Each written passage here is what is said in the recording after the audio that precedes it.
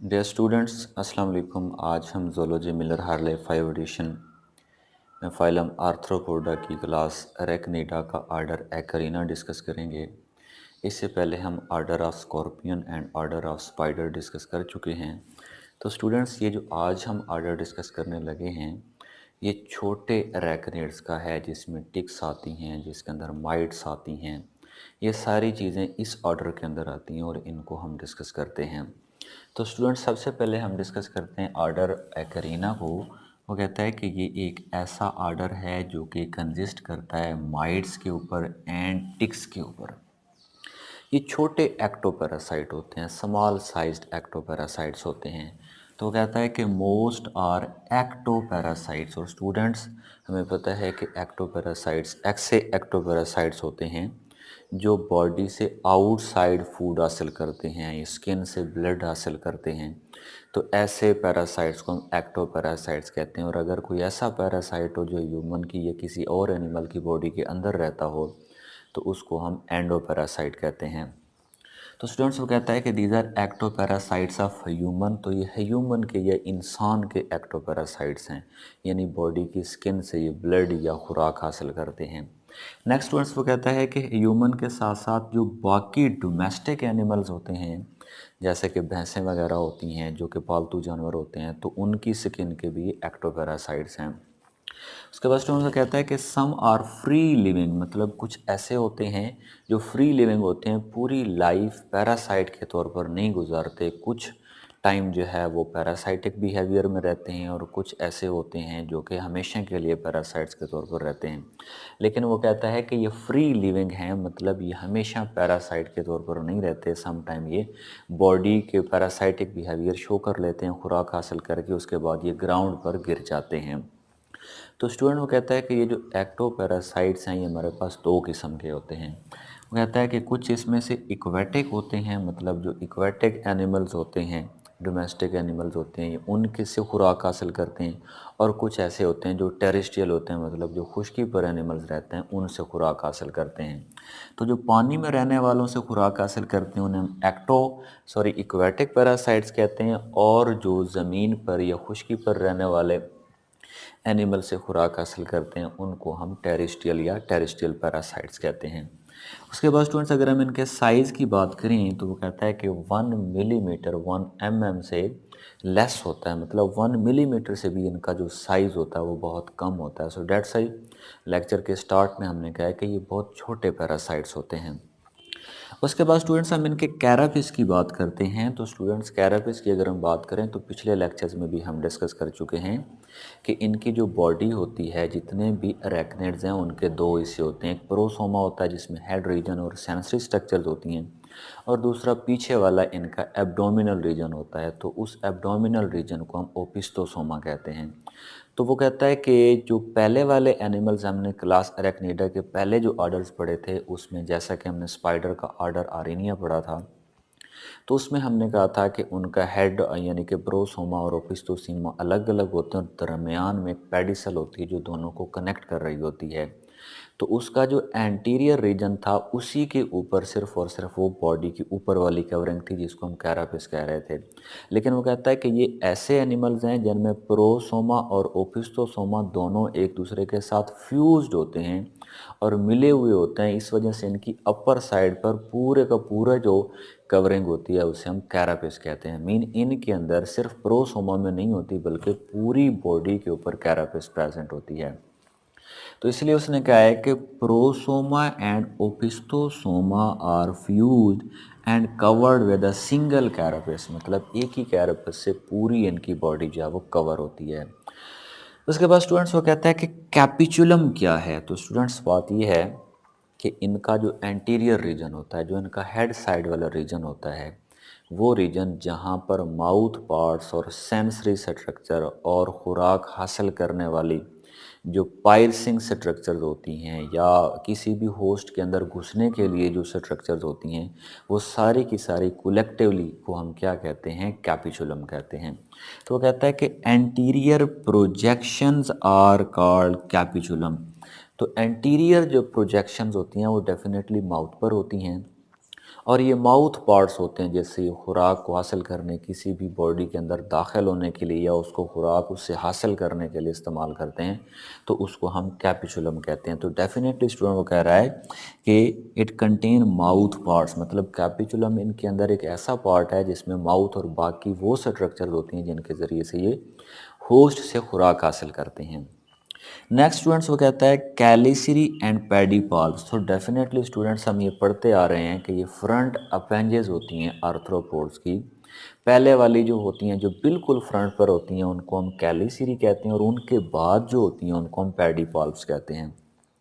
तो इनके अंदर यानी कि टिक्स एंड माइट्स के आर्डर के अंदर हम इनकी करेक्टरिस्टिक्स पढ़ने लगे हैं, कैलिसरी और पेडिपाल्स की। तो वो कहता है ये मॉडिफाइड होती हैं। मॉडिफाइड मीन चेंज्ड होती हैं। वो कहता है किस लिए चेंज्ड होती हैं? पायर्सिंग, बाइटिंग एंड एंकोरिंग, मतलब ये किसी भी बॉडी से खुराक हासिल करने के लिए, उसके बाद उसको डंग मारने के लिए या वहाँ पर बाइट करने के लिए, और साथ में एंकोरिंग या उसके साथ अटैच होने के लिए। तो इसलिए उसने कहा है कि कैलिसरी एंड पेडिपाल्प्स इन ऑर्डर, ये जो हमारे पास एकारीना है, ऑर्डर एकारीना के अंदर ये जो कैलिसरी और पेडिपाल्प्स होती हैं, ये किसी होस्ट के साथ एंकोरिंग करने के लिए या अटैच होने के लिए, एंकोरिंग मीन अटैचमेंट, या फिर बाइट करने के लिए, मतलब डंग मारने के लिए इस्तेमाल होती हैं। उसके बाद वो कहता है कि adult have 4 pair of walking legs. यहाँ पर लार्वा की बात नहीं कर रहा, वो कह रहा है कि इनका जो अडल्ट होता है उसके अंदर 4 पेयर होते हैं, मतलब 8 इनके अंदर वॉकिंग लेग्स होती हैं, मतलब चलने के लिए जो इनमें टांगों की तादाद है वो 4 पेयर है, यानी टोटल 8 बनती हैं। उसके बाद स्टूडेंट्स हम इनकी फीडिंग के हवाले से बात करते हैं। तो फीडिंग के हवाले से हमारे पास ये 2 किस्म के होते हैं। एक ऐसे होते हैं जो फ्री लिविंग होते हैं, मतलब उनका पैरासाइटिक मोड ऑफ बिहेवियर नहीं होता, और दूसरे हमारे पास ऐसे होते हैं जो पैरासाइट के तौर पर अपनी लाइफ गुजारते हैं, तो उनको हम पैरासाइट कहते हैं। तो सबसे पहले हम फ्री लिविंग की बात करें, तो फ्री लिविंग का मतलब ये है कि ये ऐसे एनिमल्स हैं जो किसी होस्ट के ऊपर डिपेंडेंट नहीं होते, कहीं से भी अपनी खुराक हासिल कर लेते हैं। तो इसके बारे में हम पढ़ते हैं, वो कहता है कि फीडिंग के हवाले से जो पहली इनके अंदर कैटेगरी है वो फ्री लिविंग है, दूसरी कैटेगरी पैरासाइटिक है। तो सबसे पहले फ्री लिविंग की हम बात करते हैं कि जो फ्री लिविंग है वो अपनी खुराक कहाँ से हासिल करते हैं। तो उसमें स्टूडेंट वो बताता है कि इन फ्री लिविंग के अंदर हमारे पास ऐसे जो टिक्स माइट्स हैं जिनके अंदर ऐसे माउथ पार्ट्स होते हैं जो प्लांट्स को भी खुराक के तौर पर इस्तेमाल कर सकते हैं। तो ऐसे माउथ पार्ट जो प्लांट को खुराक के तौर पर इस्तेमाल करते हूँ, ये ऐसी टिक्स एंड माइट्स जो प्लांट को खुराक के तौर पर इस्तेमाल करते हूँ, उनको हम हर्बीवोर्स कहते हैं। और दूसरे स्टूडेंट्स हमारे पास टिक्स एंड माइट्स ऐसी होती हैं जो कि फ्री लिविंग की कैटेगरीज के अंदर आती हैं, जो डेड ऑर्गेनिक एनिमल्स का जो डेड मैटर होता है वो उसको खाती हैं। तो जो डेड ऑर्गेनिक मैटर या डेड एनिमल मैटर को खाने वाली होती हैं उनको हम स्कैवेंजर्स कहते हैं। उसके बाद स्टूडेंट्स वो कहता है कि they damage the ornamental plants and agricultural plants. तो स्टूडेंट्स वो कह रहा है कि चूँकि ये फ्री लिविंग हैं लेकिन हर्बीवोर्स हैं, और दूसरा इसमें डेड ऑर्गेनिक मैटर खाने वाली हैं, तो इनमें जो हर्बीवोर्स हैं, डेफिनेटली हर्बीवोर्स ऐसे एनिमल्स होते हैं जो प्लांट मैटर को खाते हैं। तो वो कहते हैं कि जो हर्बीवोर्स हैं वो हमारे जो एग्रीकल्चरल यानी कि फसलों वाले जो प्लांट्स होते हैं उनके ऊपर अटैक करते हैं और उसको तबाह बर्बाद करके रख देते हैं। दूसरा ऑर्नामेंटल प्लांट्स, सजावट के लिए जो प्लांट्स होते हैं ये उनके ऊपर अटैक करके उनको भी ख़राब कर देते हैं। उसके बाद स्टूडेंट्स दूसरा हमने कैटेगरी पढ़नी है फीडिंग के हवाले से कि जो पैरासाइटिक हमारे पास टिक्स एंड माइट्स हैं उनकी फीडिंग कैसे होती है। वो कहता है दे नॉट अटैच परमानेंटली। ये जो वाले हमारे पास पैरासाइटिक हैं ये परमानेंटली किसी होस्ट के अंदर नहीं रहते, बल्कि ये कैसे अपना पैरासाइटिक बिहेवियर फुलफिल करते हैं, ये किसी बॉडी के साथ अटैच हो जाते हैं, उससे खुराक हासिल कर लेते हैं, जो ब्लड की फॉर्म में हो या किसी और फॉर्म में हो, फिर उसके बाद उस होस्ट से ये ड्रॉप आउट हो जाते हैं, गिर जाते हैं। तो इस वजह से हम कह सकते हैं कि ये परमानेंटली होस्ट की बॉडी के साथ अटैच नहीं रहते, बल्कि ये बवक्त ज़रूरत रहते हैं और उसके बाद ये गिर जाते हैं। तो इसलिए उसने कहा है कि feed for few hours of the day and drop on the ground, यानी कि कुछ घंटों के लिए ये होस्ट की बॉडी के साथ अटैच रहेंगे, जब ये खुराक हासिल कर लेंगे तो उसके बाद ये ज़मीन पर गिर जाएंगे। उसके बाद इसी की उसने एक हमें एग्जाम्पल बताई है जो कि परमानेंटली नहीं रहते बल्कि खुराक हासिल करके उसके बाद ये ग्राउंड पर गिर जाते हैं। तो उनमें हमारे पास एक एग्जांपल है रेड बग, और रेड बग को हम कहते हैं ट्रॉम्बिक्यूला। ये ट्रॉम्बिक्यूला इसी रेड बग का नाम है। वो कहता है ये only parasitized during its larval form, मतलब ये जब लार्वल फॉर्म में होती है तो उस वक्त ये पैरासाइट होती है, और बाकी जो अडल्ट फॉर्म होती है उसमें ये अपना फ्री लिविंग स्टाइल रखती है। फ्री लिविंग ये खुराक हासिल करती है, या तो ये स्कैवेंजर से हासिल करेगी या फिर ये हर्बीवोर्स बन जाएगी, प्लांट को खाना शुरू कर देगी। उसके बाद स्टूडेंट वो कहता है कि हमने देखना है कि पेनिट्रेशन ऑफ लार्वा, मतलब इनका जो लार्वा होता है, क्योंकि हमने कहा कि ये लार्वल फॉर्म में ये पैरासाइट होती है, तो उसका मतलब ये है कि लार्वल फॉर्म में ये बॉडी से कैसे पेनिट्रेट होती है और वहाँ से ये खुराक कैसे हासिल करती है। तो स्टूडेंट वो कहता है कि ये रिलीज़ करती है कुछ इंजाइम्स को स्किन के अंदर, मतलब जो ह्यूमन की स्किन होती है या जो और एनिमल की स्किन होती है, ये अपने माउथ से उस स्किन के ऊपर कुछ इंजाइम रिलीज़ करती है, और वो जो इंजाइम होते हैं वो स्किन को डिज़ोल्व कर देते हैं और फिर वहाँ से ये खुराक हासिल करती है। याद रखिए during larval form, not in adult form. तो इसलिए उसने कहा है कि रिलीज़ इंजाइम जो कि डिज़ोल्व कर देते हैं इंजाइम किसको, स्किन को, and enter to the body, ये बॉडी के साथ एंटर हो जाती है या बॉडी के साथ अटैच हो जाती है, और फिर वो ब्लड के या बाकी फूड को तौर पर इस्तेमाल करती है। उसके बाद वो कहता है कि ह्यूमन बॉडी में या फिर अदर होस्ट में, यानी कि ये स्किन ऑफ ह्यूमन के ऊपर अपने इंजाइम रिलीज़ करके उसके साथ अटैच होगी या उसके अंदर दाखिल होकर खुराक हासिल करेगी, या फिर बाकी जो अदर डोमेस्टिक एनिमल्स होते हैं उनके साथ भी इसका सेम प्रोसेस होगा। नेक्स्ट स्टूडेंट्स वो कहता है कि ये क्या करते हैं, इन्फ्लामेशन एंड इचिंग काज करते हैं। इन्फ्लामेशन हम डेफिनेटली सूजन को कहते हैं, और इचिंग हम खारिश को कहते हैं। तो ये एनिमल की या ह्यूमन की बॉडी के अंदर जब ये दाखिल होते हैं तो ये वेरी स्मॉल इन साइज़ होते हैं, तो बॉडी का वो पोर्शन जहाँ पर ये दाखिल होंगे वहाँ पर ये सोजिश या सूजन भी पैदा करेंगे और वहाँ पर खारिश भी पैदा करते हैं। तो वो कहता है कि they cause the local inflammation. Local inflammation का मतलब है जहाँ पर ये बॉडी के साथ अटैच होंगे वहीं पर ये जो है वो इन्फ्लामेशन या इचिंग या खारिश पैदा करेंगे। उसके बाद वो कहता है कि they cause the local inflammation and cause itching at entrance side, तो जहाँ पर ये एंटर हो रहे होंगे वहीं पर ये इचिंग काज करेंगे। उसके बाद वो कहता है कि इनमें चिगर लार्वा जो होता है drop from the host and moult into another larva that is called nymph. तो स्टूडेंट्स ये एक्चुअल में हमारे पास ये जो रेड बॉग है जिसे हम ट्रॉम्बिक्यूला कहते हैं, इसी का ही नाम है चिगर लार्वा। इसी के लार्वे को हम चिगर लार्वा कहते हैं। जब ये बॉडी के साथ अटैच होता है फिर ये ड्रॉप हो जाता है, तो उससे बाद कहता है कि जैसे ये होस्ट से ड्रॉप होता है तो ये अपने आप की मोल्टिंग करता है, मतलब अपने आप को चेंज करता है, और चेंज करने के बाद ये एक और लार्वल फॉर्म में कन्वर्ट हो जाता है, और उस लार्वल फॉर्म को हम निम्फ कहते हैं। उसके बाद बेटा ये जो निम्फ होता है फिर ये मज़ीद अपने आप को मॉडिफाई करके कन्वर्ट हो जाता है किसके अंदर, एडल्ट में।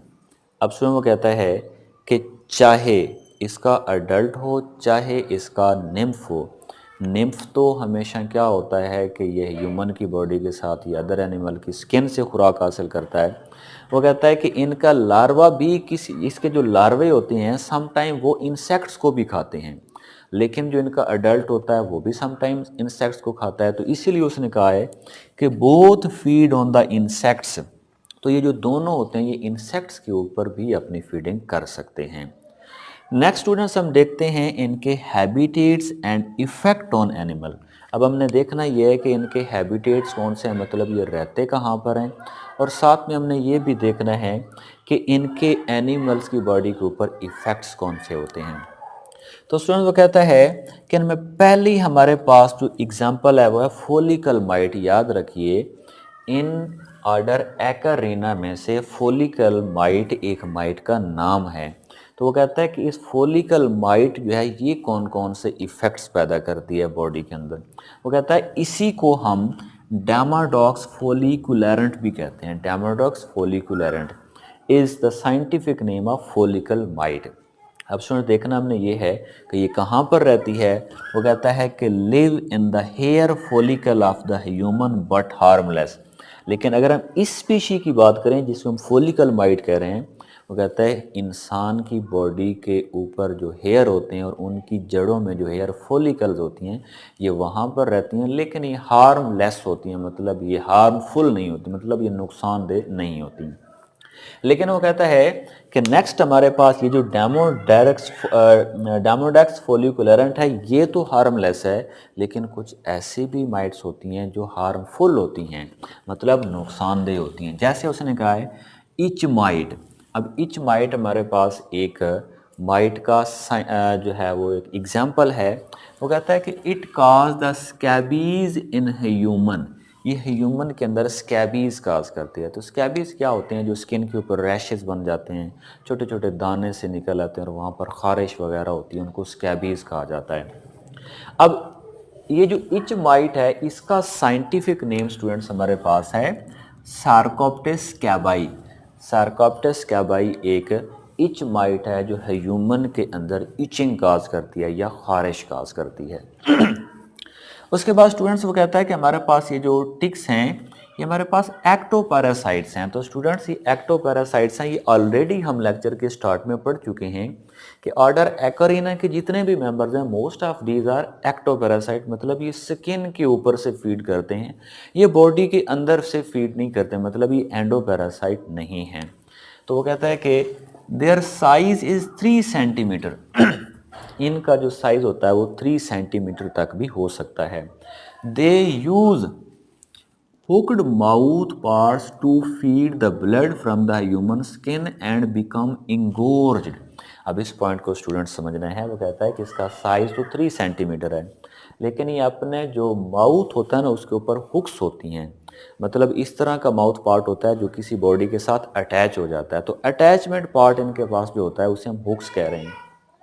वो कहता है कि हुक्ड माउथ पार्ट्स होते हैं जो कि फीड करता है ह्यूमन के ब्लड को, एंड स्किन, और स्किन मतलब स्किन से ब्लड को एब्जॉर्ब करता है, जज़ब करता है, उसको खुराक के तौर पे इस्तेमाल करता है।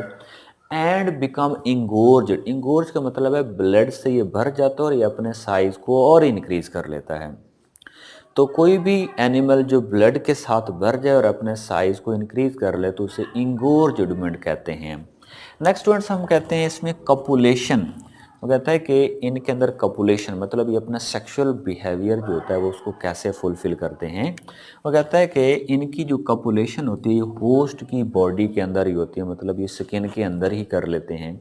और उसके बाद होस्ट बॉडी में फीमेल जो होती है कपुलेशन के बाद ये ग्राउंड पर गिर जाती है और वहाँ पर ये अंडे देती है, अपने एग्स देती है। तो कपुलेशन के बारे में स्टूडेंट्स हम पढ़ रहे हैं। वो कहता है कि जो चूँकि ये एक्टोपैरासाइट्स हैं तो ह्यूमन की स्किन में दाखिल हो जाते हैं दोनों मेल और फीमेल, वहाँ पर ये अपना सेक्सुअल बिहेवियर फुलफ़िल करते हैं। तो जब फीमेल रिलीज़ हो जाती है, मतलब मेल और फीमेल अपनी सेक्सुअल बिहेवियर या कपुलेशन कंप्लीट कर लेते हैं, तो फीमेल ज़मीन पर गिर जाती है और वहाँ पर अंडे देना शुरू कर देती है। अब वो कहता है कि इसमें नेक्स्ट हमारे पास एक बहुत इंपॉर्टेंट एमसीक्यू भी है, शॉर्ट क्वेश्चन भी है। What are tick seeds. Tick के सीड्स क्या होते हैं? तो स्टूडेंट्स होता ऐसे है कि इनका जो एग होता है उसमें से एक 6 लेग्स वाला एक लार्वा निकलता है और वो बहुत छोटा होता है। Very small in size hatched larva from the egg having 6 legs, उसे हम क्या कहते हैं? टिक सीड कहते हैं। तो वो कहता है कि eggs produce 6 legged immature date is called ticked seed. तो मतलब इनके एग से 6 टांगों वाला जो इमेच्योर टिक निकलता है उसे हम टिक सीड कहते हैं। नेक्स्ट स्टूडेंट्स हमने डिजीजेस देखनी है कि ये कौन कौन सी बीमारियां फैलाते हैं। तो सबसे पहले हमारे पास ये साइंटिफिक नेम है एक हमारे पास टिक का। वो कहता है कि डेनासेंटर एंडरसोनी। डेनासेंटर एंडरसोनी ये हमारे पास एक ऑर्डर एक्वेरिना के मेंबर का साइंटिफिक नेम है। वो कहता है कि ये वाली जो चीज़ है, ये वाला जो ऑर्गेनिज्म है, ये एक बैक्टीरिया को ह्यूमन की बॉडी के अंदर ट्रांसमिट कर देता है। तो जैसे ही वो बैक्टीरिया ह्यूमन की बॉडी के अंदर दाखिल होता है तो वो बैक्टीरिया इंसान के अंदर एक बीमारी फैलाता है और उस बीमारी का नाम है Rocky mountain fever, Rocky mountain spotted fever. तो स्टूडेंट याद रखिए, रॉकी माउंटेन स्पॉटेड फीवर जो है वो डेनासेंटर एंडरसोनी के एक बैक्टीरिया ट्रांसफ़र करता है ह्यूमन बॉडी में, जैसे होता है। नेक्स्ट स्टूडेंट्स वो कहता है हमारे पास एक और स्पीशी है आइसोडेक्स कैप्युलैरिस। ये क्या करती है, ये भी ह्यूमन की बॉडी के अंदर एक बैक्टीरिया दाखिल कर देती है, जिससे एक बीमारी होती है और उस बीमारी को हम लाइम कहते हैं।